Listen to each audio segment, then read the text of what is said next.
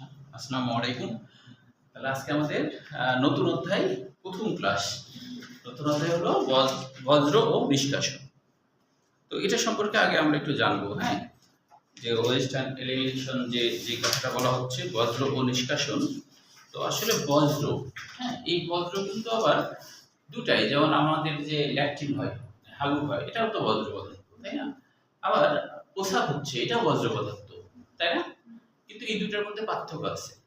অর্থাৎ হলো, আমরা যেটা এখানে যে আলোচনা করব, যে বজ্রের কথা, সেটা হলো রক্ত থেকে যে বজ্রগুলো আমাদের রক্তের জন্য ক্ষতিকর, ওই রক্তের যে বজ্রগুলা বের করার যে প্রক্রিয়া, সেটাই হলো বজ্র নিষ্কাশন।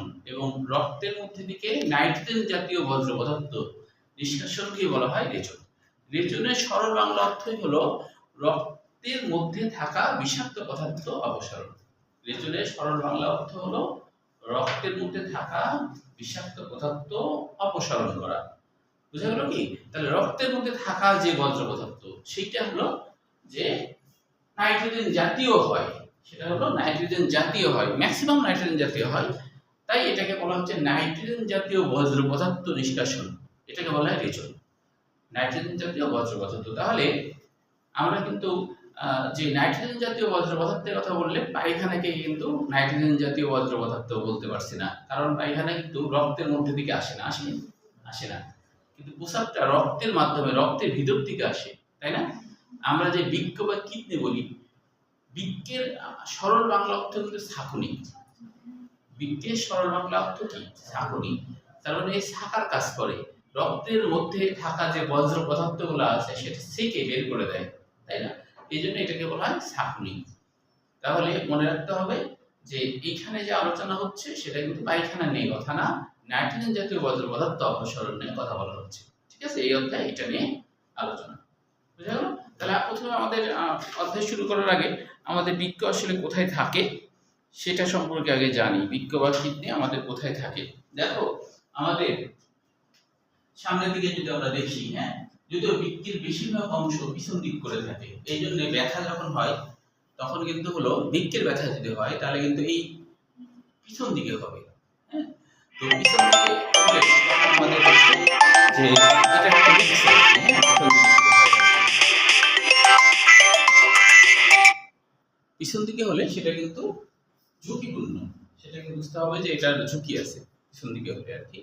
তার মানে হলো যে সেটা কিডনির ব্যথা ধরে নিতে হবে যদি পিছন দিকে ব্যথা হয়, হ্যাঁ, এরকম জায়গাতে ব্যথা হয়, এরকম জায়গাতে, ঠিক আছে?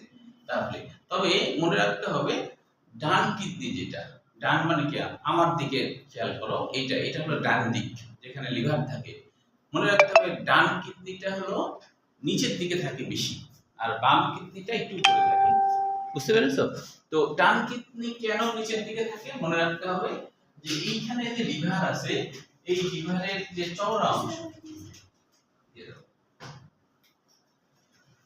তাহলে ডান কিডনি কেন হলো নিচের দিকে থাকে? এখানে যে লিভার আছে, লিভারের যে চওড়া অংশ, সেটা কিন্তু এদিকে ঝুলে থাকে বেশি।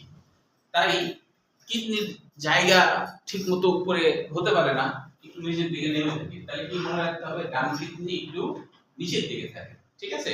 ভুলে গেলে এভাবে মনে রাখবা, ডান মানে হলো ডাউন। ডান মানে কি? ডাউন। ডাউন মানে নিচে, এভাবে মনে রাখবা যদি ভুলে যাও যে কোনটা নিচের দিকে থাকে। ডান, ডান মানে ডাউন, মানে নিচের দিকে থাকে। কেন থাকে? যকৃতের কারণে। এখন ক্ষয়ের জন্য যদি কোশ্চেন আসে যে মানুষের ডান কিডনি কেন নিচের দিকে থাকে, তাহলে এইভাবে বলতে হবে, হ্যাঁ, লিভারের বেশিরভাগ অংশ ডান দিকে থাকে এবং জায়গা পায় না, তাই একটু নিচের দিকে থাকে। বুঝা গেল? আচ্ছা, আর বাম কিডনির এখানে কিন্তু ওরকম কোনো সমস্যা নাই, এরকম জায়গাতে তো লিভার টিভার অত বড় বলে কিছু নাই, এখানে প্লেয়া আছে কিন্তু ছোট, তো এখানে বেশ জায়গা পাই, সেজন্য একটু উপরের দিক করে থাকে। তো তবে দুই কিডনির অবস্থান যদি আসে পরীক্ষায়, এটা তাদের বইয়ে সম্ভবত নাই, অন্য বইয়ে আছে। মনে রাখতে হবে আমাদের যে এই যে জায়গাটা লাম্বার কশরিকা বলা হয়, এই জায়গাটাকে, হ্যাঁ, মানে হলো কোমরের কশরিকা। লাম্বার মানে কোমর, কোমরের যে কশরিকা, লাম্বার কশরিকা বলা হয়, মানে কোমরের কশরিকা, হ্যাঁ, বা কোটিদেশীয় কশরিকা বলা হয়। বুঝতে পারছো? তো সেই কশরিকার গোনা হয় উপর দিক থেকে আর কি, হ্যাঁ, উপর দিক থেকে গোনা হয়। ধরো যে এইখান থেকে কিন্তু আসলে শুরু হয়েছে, কারণ এইগুলা কিন্তু থোরাসিক কশরিকা, যেখান থেকে পরশুটা বের হয়েছে, এটা পরশুটা বের হয়েছে এখান থেকে, তাহলে এটা কিন্তু থোরাসিক, এটা হলো থোরাসিক কশেরুকা। তাহলে থোরাসিক মানে বক্ষদেশীয় কশেরুকা। থোরাসিক মানে স্টারনাম, এটা কি মধ্যের, এটার নাম স্টারনাম।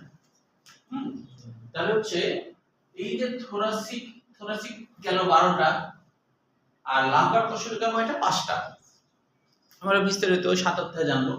তো এখন থাকে কোথায় বলা হচ্ছে যে এই যে থোরাসিক কশেরুকা, যেটাকে আমরা বলছি ডান কিডনি, কিন্তু থোরাসিক কশেরুকার এখান থেকেই শুরু হয়। যেহেতু ডান কিডনিটা, না ভুল বললাম, বাম কিডনিটা যেহেতু একটু উপরের দিকে থাকে, এইটা তো বাম, তাই না? এই পাশটা বাম, এই পাশটা ডান ধরো। তো এই বাম কিডনিটা যেহেতু একটু উপরের দিকে থাকে, তাই বাম কিডনিটা কিন্তু থোরাসিক কশেরুকার এখান থেকেই শুরু হয়। এবং এটা তৃতীয় নম্বর, অর্থাৎ হলো 1 2 3 4 5, 5টা। তাহলে থোরাসিক কশেরুকা এখান থেকে শুরু হয় এবং এটা শেষ হয় কিন্তু 3 নম্বরের শুরুতে শেষ হয়ে যায়। তাহলে থোরাসিক, এটা হলো 12তম যে থোরাসিক কশেরুকা আছে, 12তম, ওই 12তম থেকে শুরু হয় বাম দিকের যে কিডনি, 12তম থেকে শুরু হয় আর শেষ হয় কোথায়? লাম্বার কশেরুকার 3 নম্বরের শুরুতে। এটা এই বইয়ে নাই, হ্যাঁ এটা অন্য বইয়ে আছে।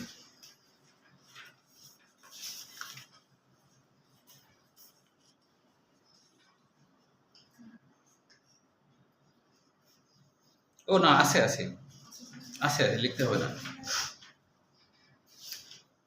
তাহলে এটা অত না বললেও হবে, আছে, হ্যাঁ, আগের এডিশনে ছিল না, এই এডিশনে। আচ্ছা দেখো, তাহলে এটা তো বুঝতে পারছো, বাম দিকেরটা যেহেতু একটু উপরে থাকে, তাহলে ওটা হলো থোরাসিকের 12 নম্বর থেকে শুরু, ঠিক আছে? আর কুটিদেশীয় বা লাম্বার কশেরুকার 3 নম্বরের শুরুতে এসে শেষ হয়ে গেল। আর যেটা হলো ডান দিকেরটা তো একটু নিচে, ডান দিকেরটা মানে কি ডাউন, মানে নিচে। তো ও কিন্তু থোরাসিক থেকে শুরু হয়নি, ও কিন্তু 1 নম্বর থেকে শুরু হয়েছে, 1 নম্বরের শেষ দিকে। এটা ধরো 1 নম্বরের শেষ দিকে হইছে, আর 3 নম্বরের শেষে যায় শেষ। 1 আর 3 এর মধ্যে শেষ। তাহলে একটু মানে নিচু হচ্ছে ডান দিকেরটা, তাই না? ওই লিভারের জন্য একটু নিচে, এই হলো ব্যাপার। তো কিডনি তো আমরা জানি যে 2টা থাকে, তবে ব্যতিক্রম কিছু ক্ষেত্রে কারো 3টাও থাকে, এটা হলো ব্যতিক্রম। হ্যাঁ, কারো একটা বেশি। এখানে একটা আছে, ওটা হচ্ছে জমাল কিডনি, মানে এক সাইডে, ওই পাশে নাই, কিন্তু ওই জমাল কিডনি নষ্ট হয়ে গেছে। পরে এরকম। হ্যাঁ, নষ্ট হয়ে গেলে তো 3টা কেন? না, এটা হলো জিনতাত্ত্বিক ব্যাপার, তো জিন অনেক সময় ভুল করে। যেমন আঙ্গুল কয়টা থাকে, কারো 6টা থাকে না, ওরকমই একটা অর্গান আল্লাহ বেশি দিছে। তো সারারা মানে কোনো সমস্যা হয় না, 3টা বরঞ্চ আরো ভালো, এক হিসেবে তো আরো ভালো। একটা নষ্ট হয়ে গেলে হ্যাঁ, কারণ একটা কিডনি থাকলে তুমি বেঁচে থাকবা। হ্যাঁ, অনেক সময় কিডনি ট্রান্সফার করা হয়, কারো কিডনি নষ্ট হলে তখন হচ্ছে অন্যের কিডনি টিস্যু ম্যাচ করলে দিয়ে দেওয়া হয়। এরকম ঘটনা আছে যে মায়ের কিডনি ছেলেকে দান করছে, হ্যাঁ, তো 25 বছর ধরে আছে আর কি, কোনো সমস্যা হয়নি, মায়ের কোনো সমস্যা হয়নি। অনেকে তো বাপ মায়ের কিডনিও টিস্যু ম্যাচ করে না, তো অনেক সময় মা বাবাটাও ম্যাচ করে না, তখন বাইরের কোনো মানুষের ম্যাচ করে, এরকম ঘটনা ঘটে। একবারে রক্তের সম্পর্ক না, কোনো তার দেখা যাচ্ছে কি ম্যাচ করে গেছে। তো ভিতরের অর্গান অবশ্য একটু কম বেশি থাকলে ওটা দেখতে খারাপ লাগবে না, কিন্তু বাইরের অর্গানে যদি কম বেশি থাকে, যেমন ধরো কারো 6টা আঙ্গুল, এটা খারাপ লাগবে। তারপরে ধরো চোখ যদি 3টা হয়, তাই না, তাহলে খারাপ লাগবে। চোখ 3টা হয় না অবশ্য, এরকম শুনিনি আর কি। হ্যাঁ, মানে যেটা হলে খারাপ লাগবে সেটা সাধারণত মনে হয় আল্লাহ করে না আর কি, তাই না? যে কারণ নিয়ন্ত্রক তো একটা আছে, জিন তো একা কাজ করতে পারে না। একা কাজ করলে তো ভুলভাল করার সম্ভাবনা 50-50 হতো, তাই না? ঠিক করা 50 হতো, ভুল করা 50 হতো, তাই না? তুমি একটা ছক্কা তুমি বারবার 6 ফেলতে পারবা, তাই না? কিন্তু আমাদের সৃষ্টি দেখো বারবার সঠিকই করে, তাই না? কিন্তু আল্লাহ যে সবই পারে সেটা দেখানোর জন্য মাঝে মাঝে একটু উল্টাপাল্টা হয়। কিন্তু যদি কেউ এটা নিয়ন্ত্রণ না থাকতো তাহলে তো স্বাধীনভাবে যদি হতো তাহলে কিন্তু 50% ভুল হতো, 50% ঠিক হতো, তাই না? কেউ একজন নিয়ন্ত্রক আছে বলেই ঠিক হচ্ছে সব, তাই না? মানুষের শরীরের ধরো পা একটা ছোট একটা বড় এরকম হচ্ছে না, একটা হাত ছোট একটা পা বড় এরকম হচ্ছে না। মানুষ হলো ব্রেঞ্চ বা চেয়ার বানাতে গেলেও হয়ে যায়, একটা পা বড় একটা পা ছোট হয় না, অনেক সময় হয়ে যায়। কিন্তু আল্লাহর কিন্তু এই হিসাব নিকাশে কোনো ভুল হয় না। স্বাধীনভাবে যদি করার ব্যাপার থাকতো তাহলে কিন্তু ভুল হওয়ার চান্স বেশি থাকতো। বুঝতে পারছো? আচ্ছা, তাহলে এবার আমরা বইয়ে আসি। হ্যাঁ, ডান হাত মোটা হওয়ার কারণ আছে, কারণ এটা দিয়ে আমরা বেশি কাজ করি। এই জন্য মোটা না, শক্তিশালী, শক্ত হয়, কারণ বেশি কাজ করি তাই। বেশি কাজ করার জন্য, বেশি কাজ করার জন্য এটা হয়েছে। আচ্ছা, তাহলে এবার আমরা আসি, তাহলে বইয়ে আসি। হ্যাঁ, যে এই রেচনটা কে বলা হচ্ছে অপচিতিমূলক বিপাক। রেচনকে বলা হচ্ছে, প্রথমেই দেখো লেখা আছে, তাই তো? রেচনকে বলা হচ্ছে অপচিতিমূলক বিপাক বা ক্যাটাবলিজম বলা হচ্ছে। তো কেন বলা হচ্ছে মনে রাখবা, অপচিতি মানে হলো অপচয়। অপচিতি মানে অপচয়, আছে মানে অপচয়, মানে যেই বিপাকে ধ্বংস হয়, কোনো যৌগ ভেঙে আরো ছোট হয়ে যায়, নষ্ট হয়ে যায়, সেইটাকেই আমরা বলি অপচয়মূলক বিপাক বা অপচিতি বা ক্যাটাবলিজমও বলা হয় এটাকে। হ্যাঁ, এটাকে শুধু ক্যাটাবলিক বলা হচ্ছে বা ক্যাটাবলিজম বলা হয়। হ্যাঁ, মানে মনে রাখবা কেটে ফেলে। যেমন ধরো আমি বলি সালোক সংশ্লেষণ আর শ্বসন, ঠিক আছে? এই সেটা সালোক সংশ্লেষণ আর শ্বসন। হ্যাঁ, তো এই সালোক সংশ্লেষণ হলো উপচিতিমূলক, অ্যানাবলিজম বলা হয়। কেন? সালোক সংশ্লেষে উৎপাদন হচ্ছে, ওই যে গ্লুকোজ উৎপাদন হচ্ছে, তাই না? আর শ্বসনে কি হচ্ছে? গ্লুকোজ ভেঙে যাচ্ছে না, ছোট হয়ে যাচ্ছে, মানে অপচয় হচ্ছে, গ্লুকোজ গুলো অপচয় করে ফেলছে। আবার গ্লুকোজ তো লাগবে, তাই না? তাহলে অপচয় হলে অপচিতি, মনে রাখার টেকনিক। অপচয় হলে অপচিতি, যেখানে ধ্বংস হবে সেটা অপচিতি, আর যেখানে উৎপাদন হবে সেটা উপচিতি। ঠিক আছে? তাহলে অ্যানাবলিজম বা উপচিতি, উপচিতি মানে উৎপাদনমূলক, উপচিতি মানে উৎপাদনমূলক, এটা মনে রাখবা। উপচিতি মানে উৎপাদনমূলক, এটাই হলো উপচিতি আর অপচিতি। তাহলে এটার নাম কেন অপচিতি হলো? কারণ হলো আমাদের যে প্রোটিন আছে, অতিরিক্ত প্রোটিনগুলো ভেঙে চুরে এক পর্যায়ে ইউরিয়া তৈরি হয়ে যায়, তো আমরা তো জানি একটা প্রোটিনের ভাঙলে প্রথমে ধরো যে অ্যামাইনো অ্যাসিড হয়, তো কিছু অতিরিক্ত অ্যামাইনো অ্যাসিড থাকে যেটা দেখা যাচ্ছে আমাদের আর কাজে লাগে না, তো যেটা আমাদের কাজে লাগছে না, এরকম ঘটনা ঘটে, তাই না? তখন আমরা জানি ডিঅ্যামিনেশন প্রক্রিয়ার মাধ্যমে, তাই না, এই অ্যামিন গ্রুপটা বাতিল হয়ে যায়। ঠিক না? ডিঅ্যামিনেশন প্রক্রিয়ার মধ্যে অ্যামিন গ্রুপটা বাতিল হয়ে যায়। বাতিল হওয়ার সময় এই হাইড্রোজেনের সাথে যুক্ত হয়, দিয়ে এখানে একটা অ্যামোনিয়া তৈরি করে, তাই তো? তাহলে এটা তো ভাঙলো, তাই না? তাহলে এটা অপচিতি।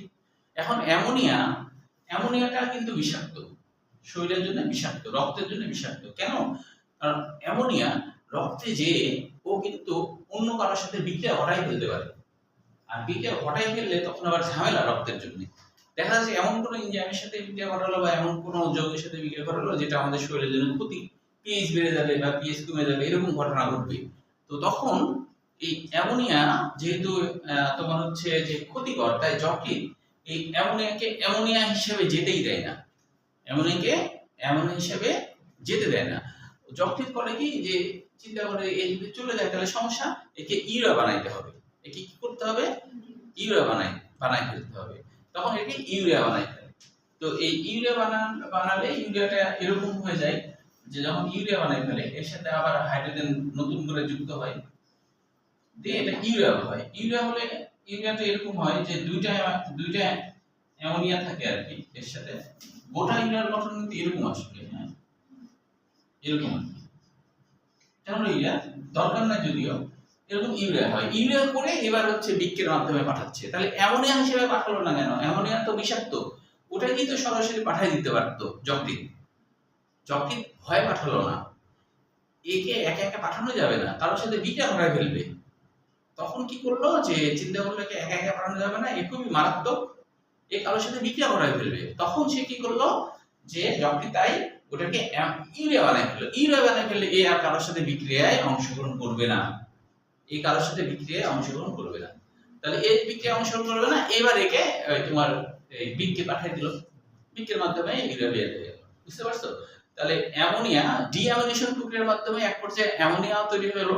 তো ওই অ্যামোনিয়া রক্তে পাঠালো না, বিক্রিয়ার মাধ্যমে অ্যামোনিয়া গেল না। কেন? কারণ অ্যামোনিয়াকে একা একা পাঠালে বিপদ আছে।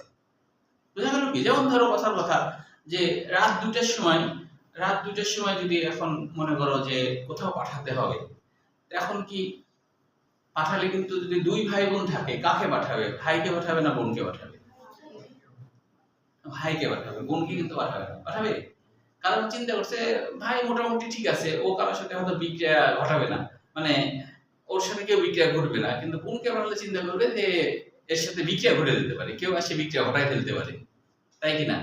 দুই রকম ভাবে হতে পারে, ছিনতাই হতে পারে, তারপরে মনে করো ডাকাত টাকা দিয়ে সেটা অনেক ব্যবসা আছে কিনা, ঠিক না? তো ওই জন্য ইসলামে কিন্তু একটা বিধান আছে, যে ইসলামে একটা বিধান আছে ছেলেরা কিন্তু বেশি সম্পদ পায়, মেয়েরা কিন্তু অর্ধেক পায়। এটাই হলো আসলে, এই হিসাবটাই হলো সমতা। এটাই হলো সমতা। কেন সমতা? কারণ মেয়েরা দুই জায়গা থেকে পায়, স্বামীর 100% সবকিছু পাচ্ছে, তাই মা বাবা থেকে অর্ধেক পায়। আর মা বাবা থেকে অর্ধেক পাওয়ার মেন কারণ হচ্ছে যে যেহেতু যখন আর কি মা বাবা অসুস্থ হয়, তখন মেন দায়িত্ব কার উপরে পড়ে? হ্যাঁ হ্যাঁ, ছেলে না থাকলে তো মেয়ে 100% পাচ্ছে, মেয়ে তো তখন 100% পাচ্ছে। আর 100% পাচ্ছে বলে ওই মেয়ের জামাই তখন ঠিকই কিন্তু শ্বশুরবাড়ি দেখে, চিন্তা করে যে 100% কিন্তু পাচ্ছি, তখন কি, তখন জামাই দেখে, তখন কি করে, তখন জামাই দেখে। কিন্তু সাধারণভাবে চিন্তা করো তো, যদি যেমন মেয়েরা একবার আন্দোলন করছিল, হ্যাঁ মেয়েরা একবার আন্দোলন করছিল যে মা বাবার সম্পত্তি মানে সমানে ভাগ হবে, ছেলেরা ফুল মেয়েরা অর্ধেক, এটা হবে না, সমতা করতে হবে। তো তখন ছেলেরা অনেকে বলছিল যে তাহলে হচ্ছে যখন বৃদ্ধা অবস্থায় রাত 2টার সময় ডাক্তারের কাছে নিয়ে যেতে হয়, তাহলে আমরা যাবো না, বোন যাবে, কেমন পারে দেখি। তাহলে কি হচ্ছে, তাহলে তোমার হচ্ছে যখন যায় ভাই, তখন কি বোনের কাছে বলে যে তুমি কিছু টাকা পয়সা দাও? তাও তো চাই না, চাই না, ওরই টাকা পয়সা খরচ করে যা যা লাগে সব করে। এবং শেষ সময় দেখা যাচ্ছে যে দায় দায়িত্ব যদি ভাই থাকে, মা বাবার দায় দায়িত্ব কিন্তু ভাইয়ের উপরেই এসে পড়ে। আর মেয়ে তো শ্বশুর বাড়ি চলে যায়, তো ওইভাবে করে কিন্তু নিজের বাচ্চা কাচ্চা সবকিছু মিলে মা বাবার খেদমত ওইভাবে করতে পারে? ওইভাবে করতে পারে না। এই জন্য ইসলামে এরকম অর্ধেক করা হয়েছে। যদি সমান করে দেওয়া হয় তাহলে ছেলেদের প্রতি অবিচার করা হবে। কেন? কারণ ছেলে হলো মা বাবারও খরচ দেখভাল করবে, তাই না? তাহলে অধিক খরচ হয়ে যাচ্ছে, আবার এদিকে আবার ও বসে থাকে, মেয়েটা কি বসে থাকে, সমান সমান পেয়ে গেল, তাহলে কি মেয়েরা বেশি লাভবান হয়ে যাবে। ওই কারণে ইসলামে, কারণ কি মেয়েরা আবার স্বামীর বাড়ি থেকে সব পাচ্ছে, স্বামীর সবকিছু তার, টেনশন যাই হোক সব কি তার। বুঝতে পারছো? তাহলে এই জন্য ইসলামের এই বিষয়গুলো খুবই সচেতনার সাথে করা হয়েছে, অবিচার করা হয়নি, নাকি? আচ্ছা, তাহলে ইউরিয়া কেন এইভাবে যায় সেটা বুঝলা, অপচিতি বিক্রিয়া কি সেটা বুঝলা, এখানে যে সংজ্ঞা আছে সেটা তো বুঝতেই পারলে, আগে বললাম। এখানে একটা রেচন পদার্থ কি কি এইগুলো মনে রাখতে হবে। অ্যামোনিয়া সবই দেখো নাইট্রোজেন জাতীয়, হ্যাঁ অ্যামোনিয়া রেচন পদার্থ যদিও তৈরি হয়, কিন্তু ওটা তো এক সময় তো ইউরিয়া হবে। তাহলে অ্যামোনিয়া, ইউরিয়া, ইউরিক অ্যাসিড, ইউরিকম, প্রম মানে কি রঞ্জক, তাই না? রঞ্জক। আর ইউরি মানে ইউরিন মানে পোশাক, পোশাকের মধ্যে যে রঞ্জক পদার্থ থাকে না, ওই যে কিছুটা খয়েরি রঙের পোশাক হয় আমাদের, হালকা খয়েরি হয়, ওটাই হলো রঞ্জক। আচ্ছা, প্রধান রেচনাঙ্গ তো বৃক্ক, আর সহকারী রেচনাঙ্গ তাহলে কোনগুলো? মানে এটা তো প্রধান রেচনাঙ্গ বুঝলাম যে বৃক্ক, তাই না? সহকারী রেচনাঙ্গ যদি পরীক্ষায় আসে, প্রধান রেচনাঙ্গ বৃক্ক, সহকারী রেচনাঙ্গ কি? তাহলে বলো তো কি হবে? সহকারী রেচনাঙ্গ কি হবে? হ্যাঁ ঠিক বলেছো, আরেকটা আছে, কিন্তু আরেকটা আছে, রক্তের ভিতর থেকেই বের হয়, আরেকটা আছে, কি সেটা? হ্যাঁ ঘাম, এরকম, এটা ঠিক বলছে, চর্মের ভিতর থেকে ওই যে ঘাম বের হয় না, ওটা কিন্তু রক্তের থেকেই বের হয়, ওটা কিন্তু রক্তের ভিতর থেকে বের হয়। তাহলে সহকারী রেচনাঙ্গ পরীক্ষা যেটা আসে, কি বলবো? ফুসফুস এটা অন্য বই আছে, এটা একটু লিখে দিতে হবে। আছে দিয়ে আছে ও ওই পৃষ্ঠায় আছে না? মানুষের রেচনতন্ত্র ওখানে সহকারী রেচনতন্ত্র তো অবশ্যই ক্লাসের প্রতিষ্ঠান আছে তো। আচ্ছা, তাহলে এবার আমরা পরের পৃষ্ঠায় যাই না? পরের পৃষ্ঠা হলো বিভিন্ন প্রকার বজ্র পদার্থ। তাহলে বিভিন্ন প্রকার আগেও তো আমরা পড়লাম, ইউরিক অ্যাসিড, এটা ছিলই, তাই না? এখানে দেখো ইউরোটেলিক, মানে এগুলো কিন্তু গুরুত্বপূর্ণ এমসিকিউ পরীক্ষায় আসে।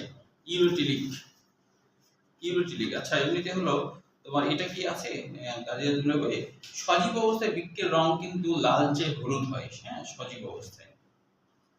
এটা মাঝেদার বই আছে।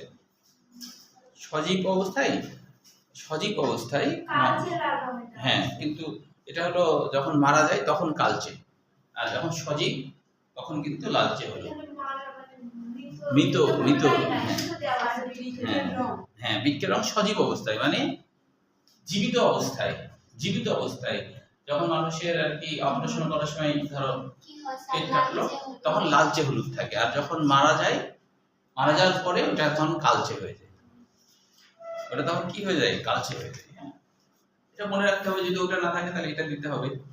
আচ্ছা, এখন দেখো ইউরোটেলিক কারা? যারা ইউরিয়া রেচন করে, তাই না? যারা হলো আমরা যেমন ইউরিয়া করি, তাহলে এরা হলো ইউরোটেলিক। তাহলে এটা মনে রাখতে হবে কারা কারা? মানুষ সহ কিছু স্থলজ ও সামুদ্রিক প্রাণী। এরপরে দেখো ইউরিকোটেলিক। তাহলে ইউরিকো মানে ইউরিক অ্যাসিড, যারা ইউরিক অ্যাসিড রেচন করে, শুধু ইউরিক অ্যাসিড রেচন করে। যেমন আমরা জানি যে ঘাসফড়িং এ দেখছি ইউরিক অ্যাসিড, মনে আছে না? হ্যাঁ, তাহলে পতঙ্গ, সাপ, টিকটিকি, পাখি।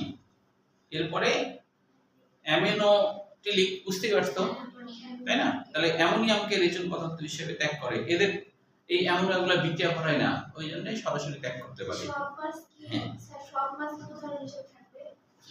না, কিছু সবগুলো হবে না। আচ্ছা, পিত্তরঞ্জক হিসেবে আমরা জানি বিলিরুবিন আর বিলিভার্ডিন, তাই না? বিলিরুবিন আর বিলিভার্ডিন।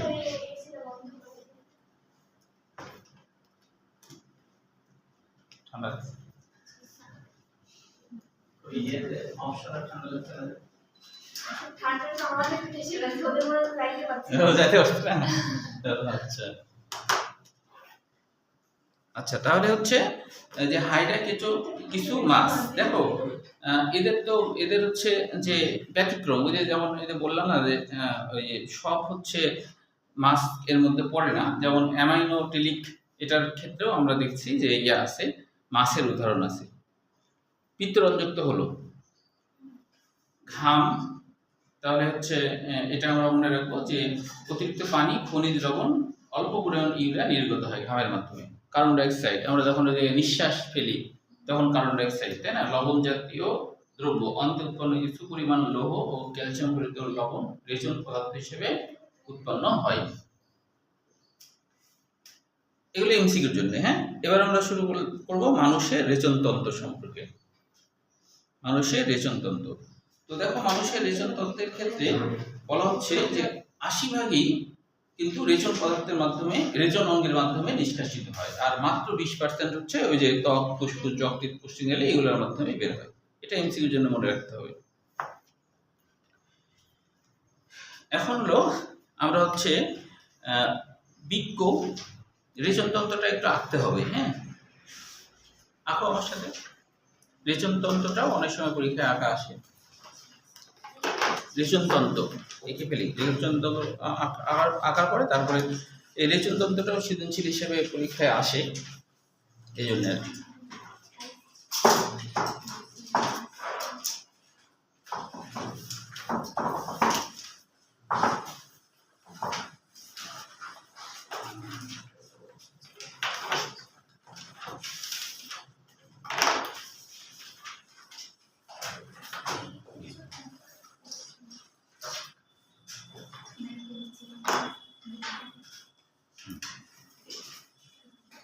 দেখো প্রথমে ধমনী আর শিরা, এই দুইটা আঁকতে হবে আঁকার সময়। দেখো আমি প্রথমে আমরা একটা ধমনী আঁকবো।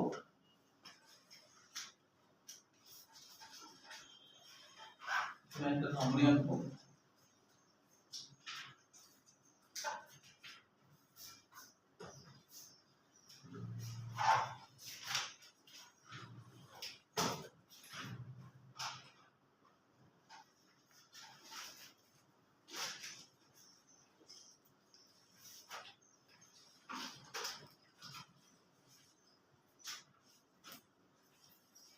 একটা ধমনী আঁকবো, হ্যাঁ, তারপরে আমরা একটা শিরা আঁকবো, এখান থেকে একটা শিরা আঁকবো, তারপর আমরা কিডনি ব্যাপারগুলো আঁকবো। তো যেহেতু ডান দিকেরটা একটু নিচে, তাই ডান দিকের কিডনি কিন্তু একটু নিচে দিব আমরা, এখান থেকে একটা শিরা আঁকবো।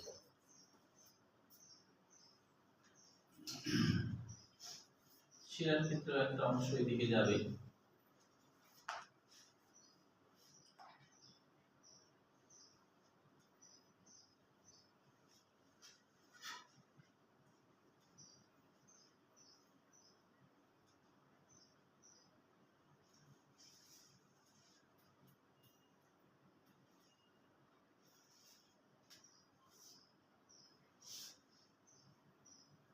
আর একটু নিচে দিলে ভালো হবে, বেশি কারণ একটু নিচে রাখতে হবে, যদি হয়ে একটু নিচে।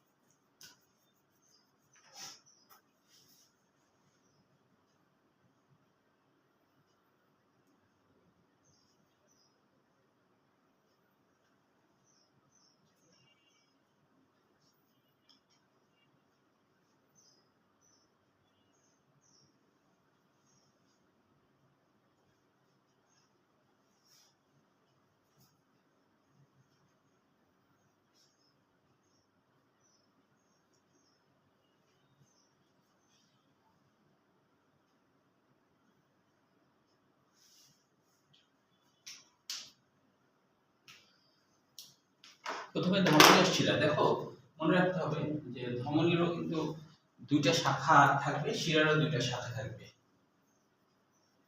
ধমনীও যেমন যাবে কিডনির মধ্যে, শিরাও তো কিডনি থেকে বের হবে, তাই না? তাহলে দুইটা দুইটা শাখা, এটা মনে রাখতে হবে। এখানে আমরা একটা কিডনি আঁকবো, এইভাবে একটা কিডনি আঁকবো।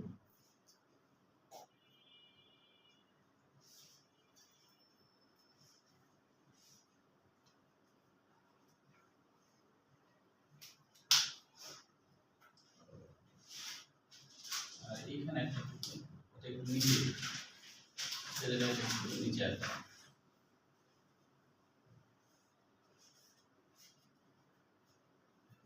নিচে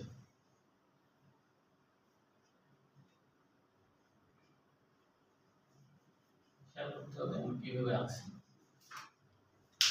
তাহলে দেখো এটা কিন্তু একটু নিচে রাখছি আমি, বড় করে দূরে আঁকা। এবার এইভাবে বসে।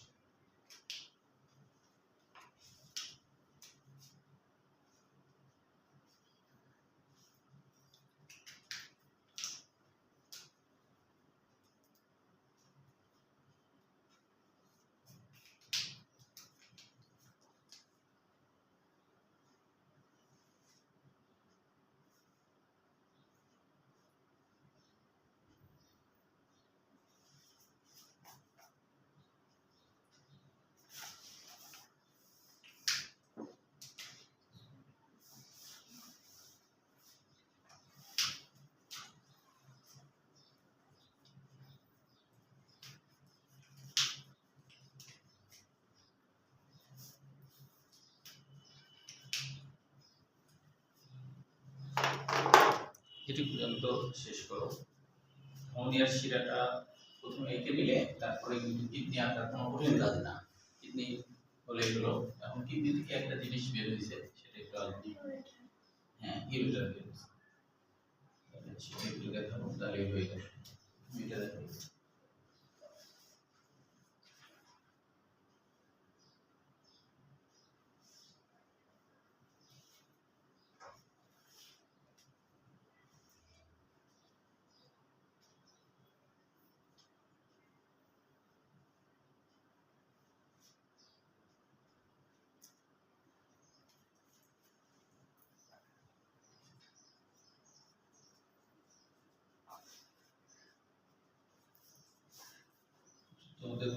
যে ছবিটা দেওয়া আছে এটা আসলে মহিলাদের তোমার হচ্ছে নিচনতন্ত্রের ছবি দেওয়া আছে, পুরুষদের না, পুরুষদের একটু আলাদা হয়।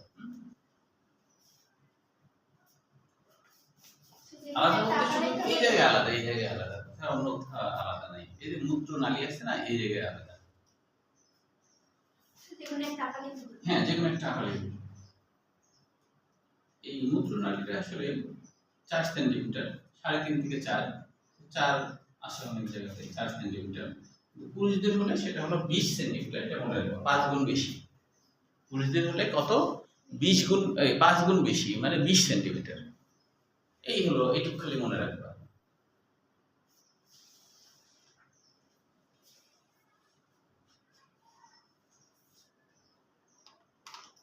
এই জিনিসটার নাম অ্যাড্রেনাল গ্রন্থি। অ্যাড্রেনাল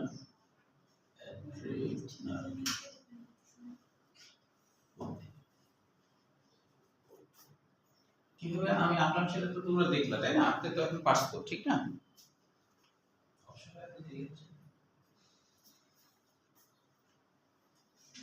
প্রথমে ধমনী আর শিরা, দুই পাশে দুইটা দাগ দিতে হবে। সুন্দর হচ্ছে, দিলেও সুন্দর হচ্ছে। হ্যাঁ,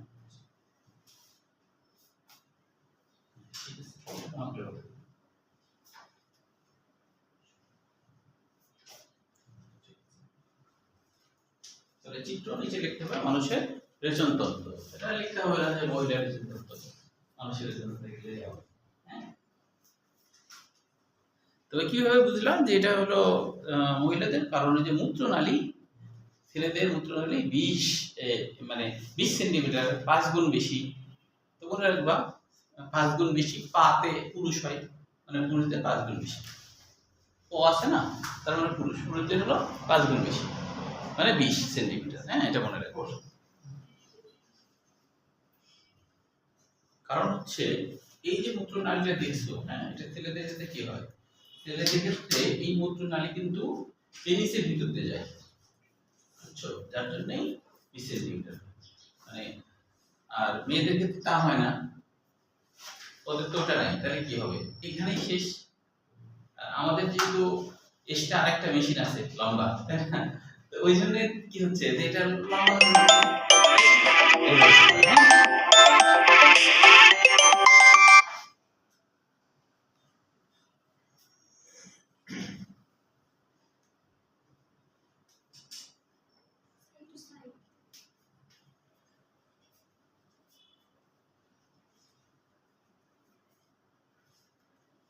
আচ্ছা, চিহ্নিত করে ফেলো। তাহলে বড়টা আসলে কিন্তু আসলে বড় যে লাল যেটা, এটা অ্যাকচুয়ালি কিন্তু আসলে যে একবারে মহাধমনী কিন্তু। লালটা কেন জানো? আমাদের যে অ্যাওটা বা মহাধমনী হার্ট থেকে যেটা আসে না, ওইটা কিন্তু ডাইরেক্ট নিচের দিকে নেমে আসছে, এসে কি দিতে গেছে, যার পরে শাখা প্রশাখা হয়েছে। এই শাখাগুলোকে আমি রেনাল ধমনী বলবো। তাহলে কি এই শাখাটার নাম কিন্তু আসলে রেনাল ধমনী। এটা হলো রেনাল ধমনী, রেনাল ধমনী, রেনাল ধমনী। হ্যাঁ, ঠিক একইভাবে এই পাশে যে শাখা হয়েছে তার নাম রেনাল শিরা। এর নাম কি? রেনাল শিরা, রেনাল শিরা, রেনাল শিরা। জানো কি? তাহলে এটা তো বুঝতে পারছো, মূত্রথলি ইউরেথ্রা বলা হয়। ইউরেথ্রা বলা হয় কেন? ইউরিন থ্রো করে। ইউরিন কি করে? থ্রো করে। ইউরিন এখান থেকে থ্রো হয়ে বের হয়ে আসে, এর নাম ইউরেথ্রা। থ্রো করে, এই কারণে এরকম নাম হয়েছে। তো এখন হচ্ছে এখানে কিন্তু এক ধরনের মাংসপেশি থাকে, এখানে পেশি থাকে আর কি। তো এই পেশিকে ডিট্রেসার পেশি বলা হয়, এটা বইয়ে লেখা আছে। ডেট্রুসার, ডেট্রুসার পেশি। হ্যাঁ, এই পেশির নাম হলো ডেট্রুসার, পেশির নাম হলো ডেট্রুসার। গোটাটাই এর উপর দিয়ে নিচ পর্যন্ত ডেট্রুসার পেশি। ডেট্রুসার মানে এর একটা বাংলা আছে, ডেট্রুসার পেশি। এর বাংলা অর্থ বাইরে ঠেলে দেওয়া, এর বাংলা অর্থ বাইরে ঠেলে দেওয়া। কারণ আমাদের প্রস্রাবের সিস্টেমে কি হয়, আমাদের প্রস্রাবের দেখো এটা যদি সংকোচন প্রসারণ হয়, উপরে দেওয়ার তো ওরকম সুযোগ নাই, এই থলির উপরে তো মানে পথ নাই, হ্যাঁ। তো এর সংকোচন প্রসারণ হলে নিচের দিকে চাপ হবে, বুঝতে পারছো? ও গোটাটাই আছে, এর বাইরে যত বিশেষ সব স্যার এখানে চিহ্নিত করলাম। গোটাটাই আর কি ডিপ্রেসার বেশি, গোটাটাই ডিপ্রেসার বেশি। এই বেশি কাজ হলো বাইরে ঠেলে দেওয়া, বাইরে ডিপ্রেসারের বাংলা অর্থ বাইরে ঠেলে দেওয়া, ডিপ্রেসারের বাংলা অর্থ বাইরে ঠেলে দেওয়া। এটার জন্য সংকোচন প্রসারণ পরে বাংলা বলবো ওই এখন আগানি দেখো। আচ্ছা এখন মানে শুধু স্যার এই ডিপ্রেসার পেশির জন্য সংকোচন প্রসারণ। হ্যাঁ,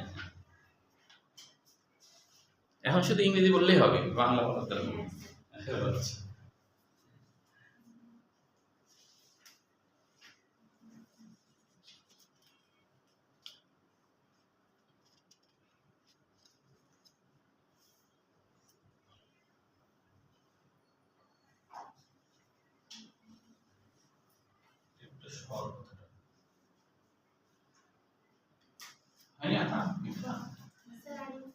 চিহ্নিত না হলে পরে বাসায় করে নিই, বই দেখে বাসায় করো, কারণ সময় হয়ে যাচ্ছে তো।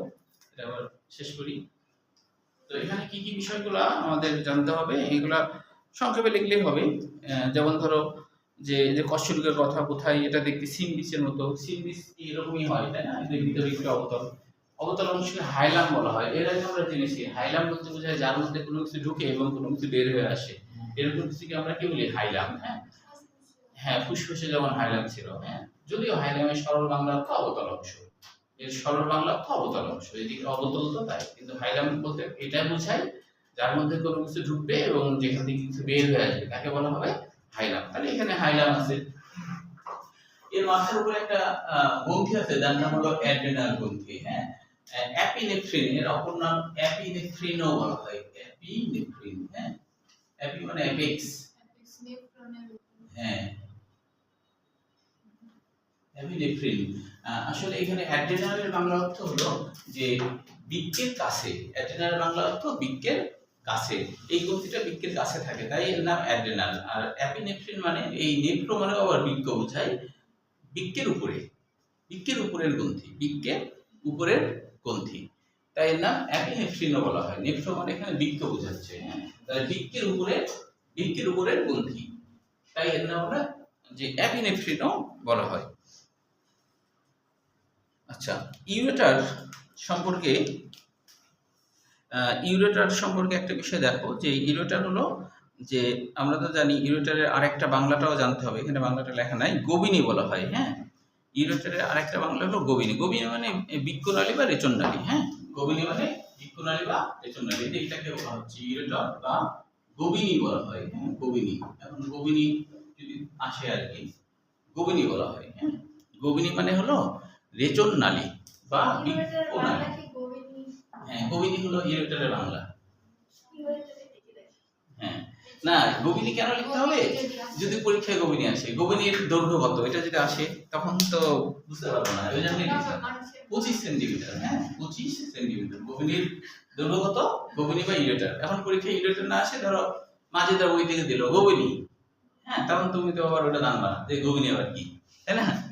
তাহলে এই জন্য দুটাই জানতে হবে, গোবিনীর 15-25 সেন্টিমিটার, গোবিনীর হলো 25 সেন্টিমিটার, এটা মনে রাখতে হবে।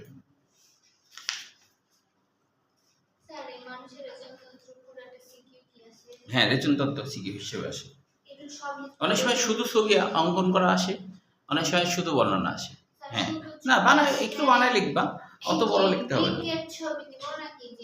ও না, রেচনতন্ত্রের ছবি বললে এই ছবিটা লিখতে হবে, এটা হলো রেচনতন্ত্র বেশি আসে। হ্যাঁ, রেচনতন্ত্রের ছবিটা কম আসে, কিন্তু তাও শিখতে হবে যদি আসে। আমরা তো বৃক্ক এখনো আসেনি, বৃক্ক যখন বলবে তখন বৃক্কই শুধু আঁকতে হবে। রেচনতন্ত্র মানে কি, যে অনেকগুলো তন্ত্র একসাথে কাজ করে তখন তাকে রেচনতন্ত্র বলে, তাই না? যখন একটা অর্গান, শুধু একটা অর্গান, সেটা তো যেমন বৃক্ক, এটা একটা অর্গান, এটাকে রেচনতন্ত্র বলতে পারবে না, পারবা না। তাহলে যখন অনেকগুলো একসাথে যুক্ত হয়ে কাজ করে তখন সেটাকে আমরা তন্ত্র বলি, তাই না? যেমন পরিপাক তন্ত্র, শ্বসন তন্ত্র, সেরকম এটার নাম কি, রেচনতন্ত্র। এটা শুধু বৃক্ক না, এটার নাম রেচনতন্ত্র, এটা মনে রাখতে হবে। হ্যাঁ, আচ্ছা। যখন আসবে তখন এই যে বৃক্ক এগুলো সব মানে লিখে দেবে। হ্যাঁ হ্যাঁ, পয়েন্ট করে 2-3 লাইন করে লিখলেও হবে, অনেক বড় করে লেখার দরকার নেই। তারপরে লিখতে হবে যে ধারণ ক্ষমতা, হ্যাঁ, যেমন হলো মূত্রথলি, এমসিকিউর জন্য মূত্রথলি হলো সর্বোচ্চ, এটা গড় কিন্তু 700 থেকে 750 মিলিলিটার মূত্র ধারণ করে, এটা কিন্তু গড়, হ্যাঁ। কিন্তু বলা হয়েছে সর্বোচ্চ 1000 মিলিলিটার পর্যন্ত ধারণ করা যাবে, হ্যাঁ। কিন্তু এটা গড়, গড় হলো এটা পাইছে সচরাচর। কারণ মানুষ হচ্ছে যখন ধরো যে যদি জোর করে আটকায় রাখতে চায় তাহলে সর্বোচ্চ 1000ও রাখা যায়। যেমন হলো আমাকে একটা স্টুডেন্ট বলেছিল, যে একটা স্টুডেন্ট বলছিল যে ও হচ্ছে একদিন পরীক্ষা করার জন্য অনেক পানি খাইছে, আর প্রসাব চাচ্ছে তাও করেনি, খালি পানি খেয়ে গেছে। তারপর অনেকক্ষণ প্রসাব আটকানোর পরে মানে কতটুকু প্রসাব হয় এটা দেখার জন্য সে হচ্ছে যে তোমার 1 লিটারের 7-আপের বোতলে সে প্রসাব করছিল। তো ও বলছে যে 1 লিটারের 7-আপে যেমন একটুখানি খালি থাকে না, ওইটুকুই হয়েছে, তার মানে পুরো 1 লিটার ওর প্রসাব হয়েছে। তাই বললাম তারপরে ওই বোতল কি করলাম, সিপি লাগাই বাইরে ফেলে দিয়েছি, তারপর সিপি লাগাই ফেলছি, বললাম মানুষ, কারণ 7-আপও আবার ধরো বর্ণহীন, প্রসাবও বেশি পানি খেলে তো প্রসাবও বর্ণহীন মতোই থাকবে। এখন কেউ যদি মনে করে হ্যাঁ, তাই না, তাহলে কি অবস্থা হবে? ও এই কাজ করছে, তাই আবার গর্বের সাথে বলছে যে আমি এই কাজ করছিলাম। মেয়েও দেখছে নিজেই যে তোমরা যদি পরীক্ষা করতে পারো যে দেখি যে কতটুকু হয় নাকি, তো এটা করেছিল আর কি, তাই বলছে আর কি। তাহলে মূত্রনালীর ক্ষেত্রে প্রাপ্তবয়স্ক পুরুষে এই নালীর সংখ্যা 18 থেকে 19, তবে হলো 20 হচ্ছে যে মাঝেদের বই আছে 20, হ্যাঁ, এটাও মনে রাখবে। আর হ্যাঁ 20, আর হচ্ছে 3.5 থেকে 4 সেন্টিমিটার, অন্যান্য বইয়ে শুধু 4 সেন্টিমিটার আছে, হ্যাঁ। আর নাই তাহলে হচ্ছে এই প্রত্যেক নালী দৈর্ঘ্যে, মানে ইউরেটার নালী তো বললামই 25 সেন্টিমিটার।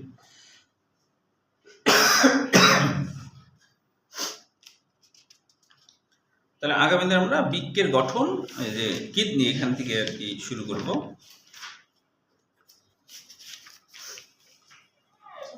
ঠিক আছে, আগামী দিনে হ্যাঁ